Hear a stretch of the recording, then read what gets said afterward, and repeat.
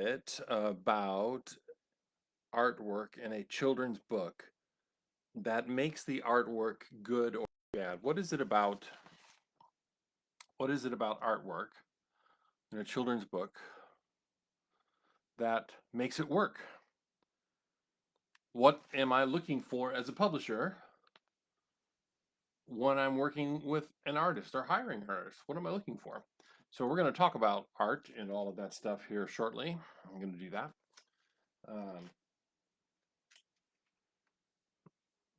In just a few moments. It's 4:59 p.m. and as always on Monday night we start just a moment early. So if you're watching um, the recording, just hang out for a second. If you are here live in the room, would you please give me a comment? Give me a yes, no. Tell me that you're here. Say hello. Say go jump in the lake. Say something. Let me know that you can hear what's going on. And it looks like Pamela Wagner is here. Thank you very much, Pamela. I appreciate that. Good. So I hope that you can hear me and see me as we move into tonight. We'll get started here in just one moment. So we allow people to get in the room, and we're going to talk tonight about. I have a presentation that I needed to make for some other people, so you're getting a chunk of that presentation tonight when we start talking about artwork for children's books. We're going to talk about that. So here we go. It's 5 o'clock. So let's roll with this. I'm Sean Buvala, the publisher at the Small Tooth Dog Publishing Group, he, him, based in Arizona, and glad to have you with us. Every Monday night we do these gigs where I talk about something. But as always, your comments, your questions, your whatever it is you want to talk about matters.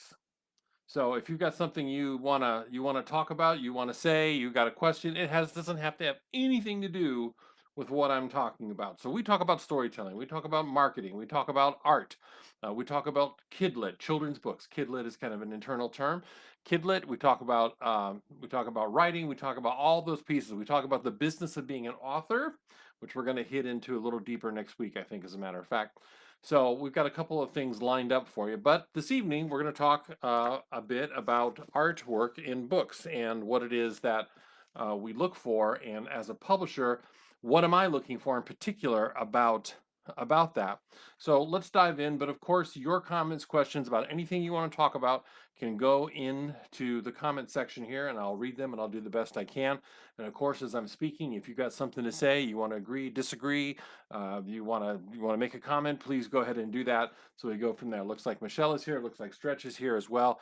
Thank you for commenting. Let me know that you are in the room. So let's talk about artwork in children's books. And what I want you to do first is an exercise we often do in the So You Want to Publish a Book workshop.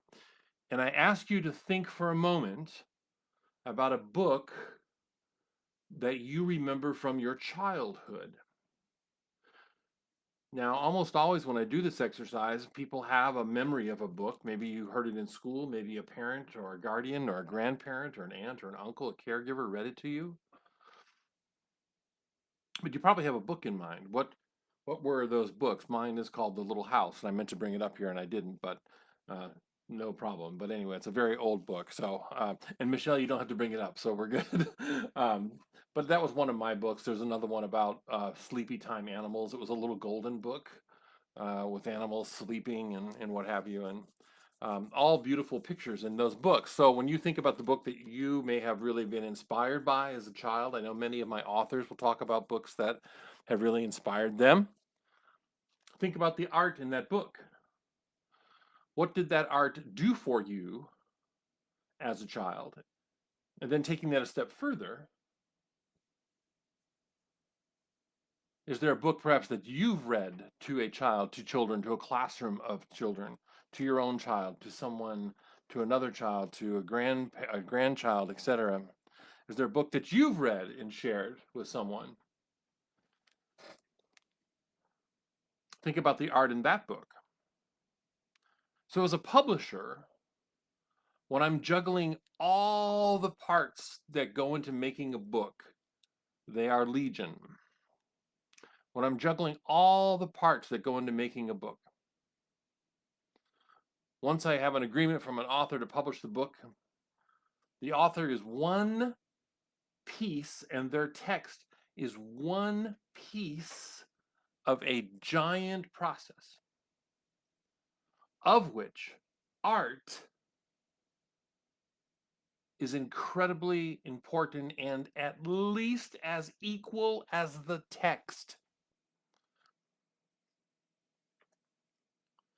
Some of that art, you may, as an author, may have been thinking about a book for all your life, but the actual work of it may not have been something you worked on every single day. When you get into art, we look at a book like My Expansion that Michelle Buvala illustrated. There's at least 600 hours of work in that book. She's working on a book project now, but she's probably got as many hours in again on that. 600 hours of work. Because she hand illustrates these pieces. They're cut paper. They're amazing. They're amazing. But I've had other illustrators who've also done a great job. And so part of what I have to do is I have to deal with the fact that the illustrator is a central portion of that children's book. You can bring me a great text for a children's book, but I can't just print it on white background and hope that it sells. There has to be art to it. So many times when we publish a book, the author and the illustrator are on the cover. I made the mistake once of trying to do a design that didn't work that way. That was wrong. But the author and the illustrator are both listed on there. I've had authors tell me my name has to be bigger. No, it doesn't. Because that illustrator is helping to drive your text to the mind, the heart, the relationship that's formed there on the bed, on the couch, in the classroom. The artist is also part of building that relationship between the book, the audience, the reader, the text, and the illustrations, all of that together. So as an illustrator, okay, I'm going to start that sentence again. As a publisher, what am I looking for? I want the text. Man, words are not working tonight. I want the illustrations to support the text and add to it. I don't know why that's so blurry. So it says support the text and add to it. I know why, because the blur's on in the background here. Anyway, it says support the text and add to it. This is why I don't have the author work with the illustrator. As a matter of fact, I asked them not to talk to each other. I want the illustrator to pick up a text and be inspired by it and add to it, to support the text, to say this is what's going on, but also to add to the vividness of it, the energy of it, the relationship between the book and the audience. The illustrator supports the text and adds to it as well. An illustrator is not there just to make a visual representation of the words, right? It's not there just to make a visual representation of the words. And as a matter of fact, that's some of the reason we have such crap on Amazon right now. Because people are being taught you can have AI write your book and just go hire an artist, and all they're doing is putting crap out there that's basically the text in a picture. That's why it looks so crappy. We don't do that. Okay. So number one is support the text and add to it. Okay. The next thing that an illustrator does is add a consistent feel and tone. Add a consistent feel and tone to the work. I'm going to see if I can fix the picture here. Hold on. Whee! That should do it. All right. So add a consistent feel and tone to the book. So what does the tone of the book look like? What does it feel like? What is the purpose of the book? When we look at the text submitted by the author, when we look at what the author has said about that, what is the tone and feel that we're trying to create around that book? What is the tone and feel? And sometimes the tone and feel changes in the book. Oops, I missed something here. The tone and feel may change in the book. But that illustration helps to bring that to life, supports that text and adds to it as well. So I want the illustrator to add a consistent tone and feel to that book. I want the illustrations to be intimate.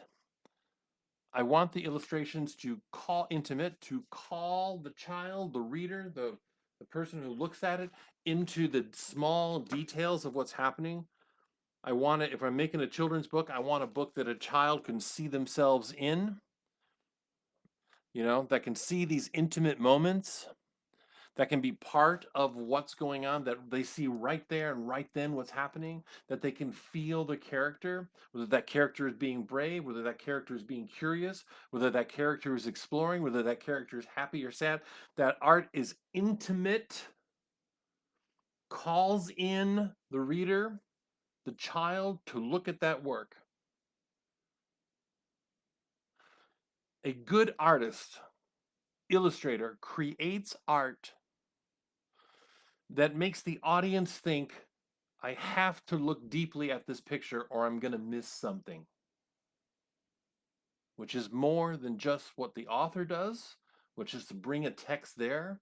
But in supporting that, the illustrator creates work that makes people go, I have to pay attention to this picture or I'm going to miss something.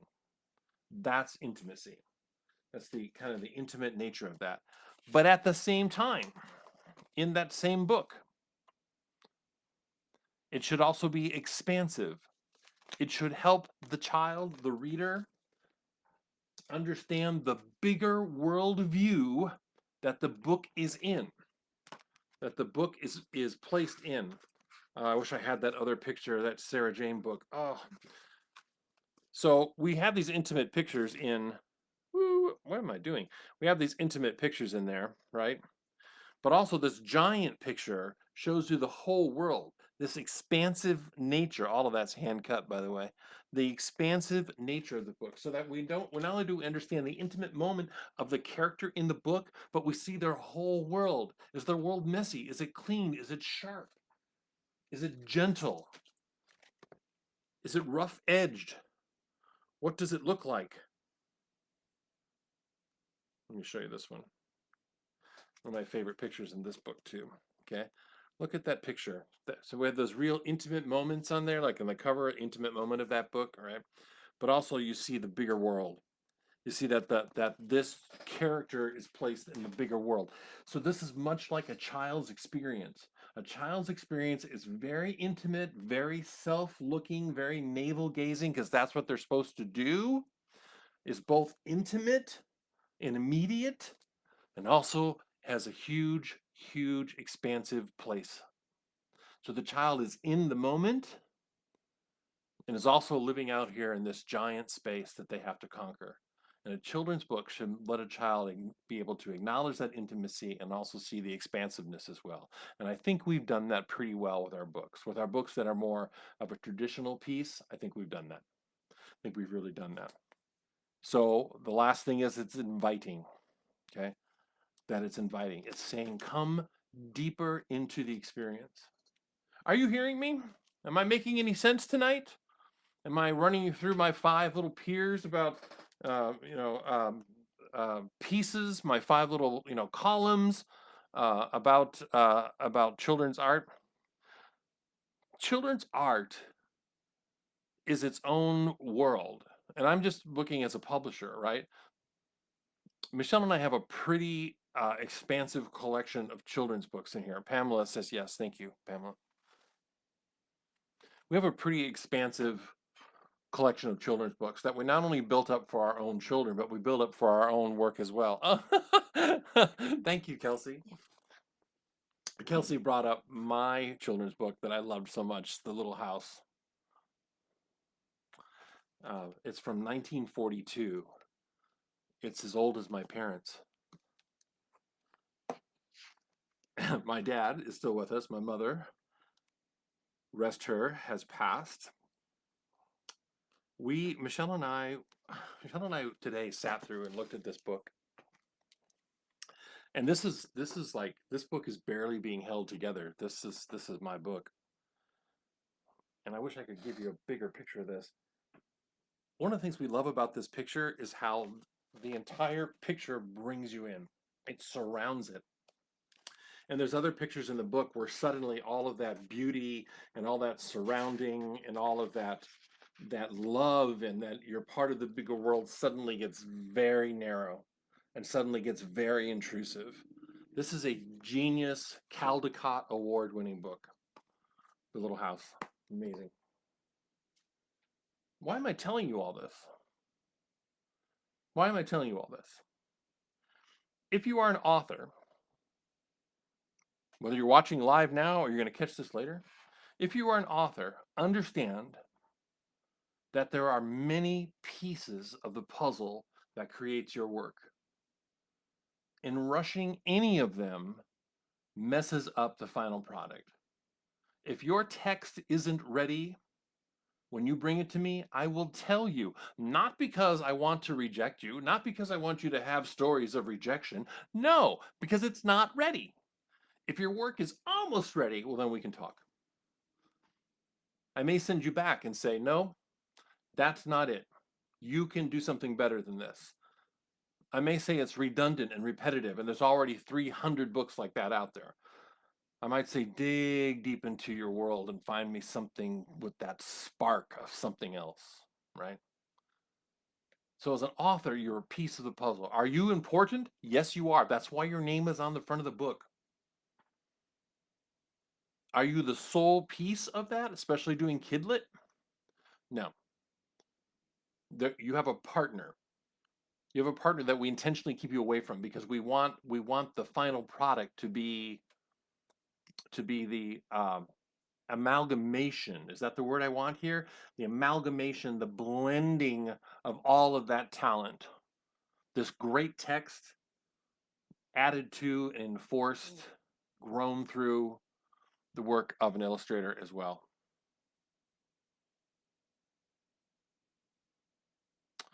Stretch says, am I the illustrator when I burn into the bottom of a small bowl the main character of one of Harriet's fables or kids' tales? You are one of the illustrators, and my question to you, for those folks who don't, Stretch, let me give some background, because I clearly know you, but other people might not know that you do these beautiful handcrafted bowls, and a lot of them include um, wood burned engraved art within the context of the bowl, and they're beautiful. Um, you Any illustration of a text should add to the text, right? So if you're just taking art that you found somewhere else and you put it on there, then what you are is you're an artiste, you're a craftsman that is using a skill to engrave a design into a bowl, and that's beautiful. Are you illustrating that? I don't know. Are you designing the art that you're putting into the bowl, right? And I think specifically for this particular call this evening, we're talking about the bigger picture of Kidlit. So we've got multiple illustrations on a project, not just a singular one. But are you an illustrator and an artist when you put art onto something? Yes, of course you are. Absolutely. Hmm. Yeah. All right. So what are we talking about? You should support the text and add to it. That's what I want art to do. Support the text and add to it. I want to add a consistent feel and tone to the book. I want an illustrator to bring their stuff there. I want the work to be inviting. I want people to look at the art and go, I have to look at that deeper. I have to see it again. What's happening there? Even if it's funny stuff, it should be deeper. We have a little thing in our books that we do about keeping a consistent character, or just a consistent character throughout the book. So one of the books, my book, Salt in the Sea, has a red starfish that floats through it. Pamela's book will have a lizard that floats through it and does stuff. So there's different books that we do. So there's things that we want, those details, but we want more than that. I don't want an illustrator to simply make a picture of the words, right? I want that work to be intimate so that the child feels safe in it and discovers their own sense of their small world, but at the same time, I want them to understand it's an expansive and big world out there.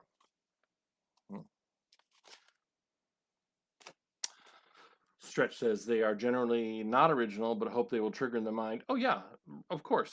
Yeah, all art should trigger something somehow, right? Art should call things from memory or into memory or put things in memory. I think all art does that in some way or another, right? I think all art at some point makes people feel something, and that's what I want. I want the text of a book to make people feel something, but I want the art to make people feel something too. And I want those things to be in cohesion and collaboration with each other. I want those things to build off of each other, right? Art is the longest part of putting a book together. It's the most expensive part of putting a book together. It's a lot of hard choices. It's a lot of hard choices. And as a publisher, looking at the big picture of the whole project, right? You know, I had an artist work on this book. I have an art director, Michelle, who also adds commentary and brings that together. But that's also one piece. I have the text from Tamara Norwood. I couldn't remember your last name all of a sudden. That was so weird. Tamara Norwood, right? Book was illustrated by Graziella Meligi. Nice work. But I also have to think about formatting, and I have to think about all the dynamics of it, and ISBNs, and Library of Congress, and all those other things I have to think about. Okay, so there's a lot. My role as the publisher is to I give out some of those pieces, but occasionally I have to call somebody back in on this and say, can we get deeper here, right? So that's always the challenge with that. Art is very personal. And the one thing I would say to everybody who's ever involved in making a book or art, and especially if you're working on getting a book published, is, and you all know this one, you know what I'm going to say, is don't take things so personally. Don't think, grow a thick skin. The production of a book involves many, many hands, many minds, many creative entrepreneurs. Um, and just because some people want to talk to you about the business of books doesn't mean that they aren't an artistic, creative uh, contributor to your work, right? You need to sell books, right? The first book is always a risk as a publisher, no matter how you come into it, hybrid or traditional publishing, right? And if you want the second book, you got to do something with the first, right? And we'll talk more about business next week as well. Anyway, that's my rant for this evening on illustration. If you are illustrating a book, say to yourself, is this my best work? Because there's so much garbage out there now that wasn't even in existence 5 years ago. The type of garbage that we can have put into a children's book now, that did not, the ability to create that trash did not exist 5 years ago. So if you are hand illustrating a book, whether you're going to do it on, Procreate, or you're doing it in Draw, or you're doing it with, paper and scissors and glue and watercolors, whatever you're doing, you have to put out your best work. You have to say to yourself when you are producing a children's book, no matter how much you are or are not getting paid for it, if you want someone to be impressed with that work, you have to say to yourself, is this the best thing I can do? And treat every project like that, because you don't know when a book's going to hit. And when a book hits, it'll either hit because of the text or it will hit because of the illustrations. And if a book hits because of the text and the illustrations are bad, people are going to comment. As a publisher, sometimes I want to protect, and I want to raise up, and I want to surround with love and encouragement people in their books, what they've written, what they've drawn. Trust me, when you get out there to the real world, they are not protecting you, right? You're going to hear what people think, right? It's too dark. I can't see it. The lines are wrong. It doesn't sound like 10 Little Monkeys. Put your best brush, stylus, pencil, pen. Put your best out there as an illustrator. Okay. And as a publisher, I have to say to illustrators, let's make this the best thing you've ever done. Because I will submit it to awards that are some of the best awards out there. And if you have a dream of the world's greatest awards out there for your book, Caldecott award-winning books, you have got to bring a game. You have got to bring your A+ game. I think the finest looking book we've produced is 10 Ballet Dancers. Part of it is because of its size. It's huge. It's a huge book. It's an 11 by 900. It's so. Why do I not have one up here? It's huge.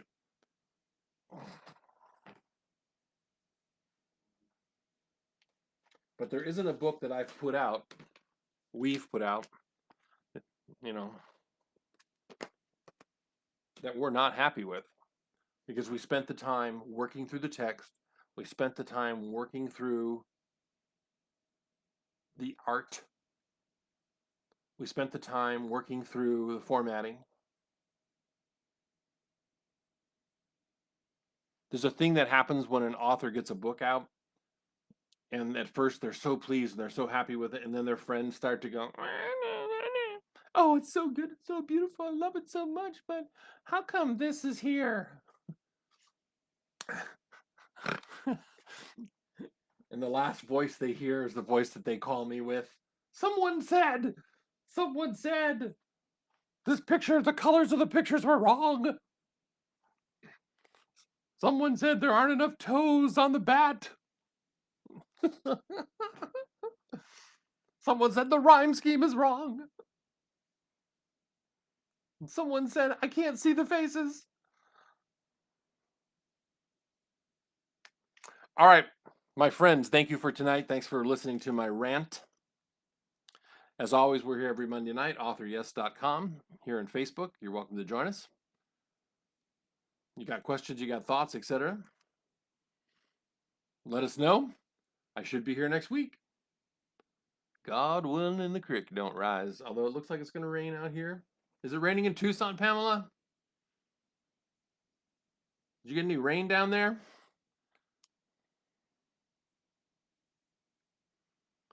Any snow?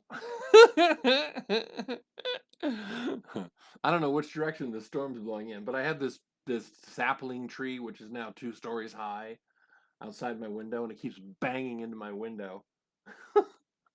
Outside my office here, upstairs, our little den office. So, oh, yesterday, you got rain yesterday. You got snow or rain yesterday? Anyway, I'm going to go eat dinner. Thank you all very much. Please let me know how we can help you. Author.yes.com, smalltoothdog.com. Let us know what we can do for you, okay? Thanks a lot. I hope you have a terrific evening, and I'll see you next week. If not before, this group is here for you to put your comments and your questions in. Please feel free to do so. Thanks. Talk to you later.